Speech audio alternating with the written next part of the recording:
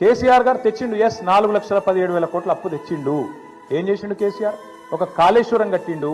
శాశ్వతంగా తెలంగాణకు కల్పతరువు లాంటి ప్రాజెక్టు కట్టి తెలంగాణను పంజాబ్ కంటే హర్యానా కంటే ముంగట నిలబెట్టిండు.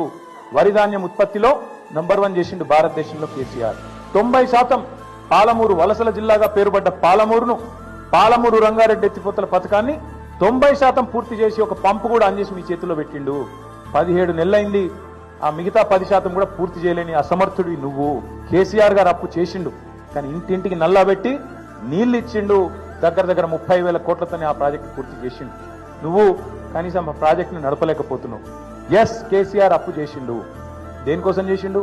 1,00,000 కోట్లు పెట్టి తెలంగాణ ఏదైతే విద్యుత్ లోటుతోని ఆగమాగమైతుండేనో ఆ విద్యుత్ లోటుతో ఆగమాగమైన తెలంగాణను ఇలా 24 గంటల వెలుగు జిలుగుల తెలంగాణగా కేసీఆర్ గారు మార్చిండు. కేసీఆర్ గారు అప్పు చేసిండు. రైతు బంధు అనే పథకం పెట్టి రైతుల ఖాతాల్లో 70 లక్షల మంది రైతుల ఖాతాల్లో 73,000 కోట్ల రూపాయలు వాళ్ళ ఖాతాలు వేసిండు. కేసీఆర్ అప్పు చేసిండు. 29,000 కోట్ల రైతుల అప్పు తీర్చిండు. కేసీఆర్ అప్పు చేసిండు. 24 గంటల ఉచిత కరెంటు రైతులకు ఇచ్చి 60,000 కోట్ల వాళ్ళ భారాన్ని తాను తీసుకున్నాడు. ఎస్, కేసీఆర్ అప్పు చేసిండు. హైదరాబాద్ లో 36 ఫ్లైఓవర్లు కట్టిండు. కేసీఆర్ అప్పు చేసిండు. హైదరాబాద్ మెట్రో మొదటి దశ పూర్తి చేసిండు.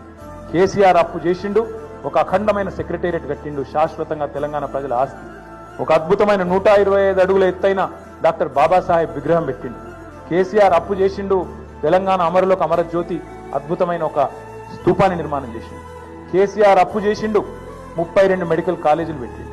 32 నర్సింగ్ కాలేజీలు పెట్టిండు. కేసీఆర్ అప్పు చేసిండు. 1022 గురుకుల పాఠశాలలు పెట్టిండు. కేసీఆర్ అప్పు చేసిండు. ఊరూరికి రైతు వేదిక కట్టిండు. ఊరూరికి నర్సరీ పెట్టిండు. ఊరూరికి డంపింగ్ యార్డ్ కట్టిండు. వైకుంఠ ధామం కట్టిండు. ప్రకృతి వనం కట్టిండు. నువ్వు పీకింది ఏంది చెప్పు?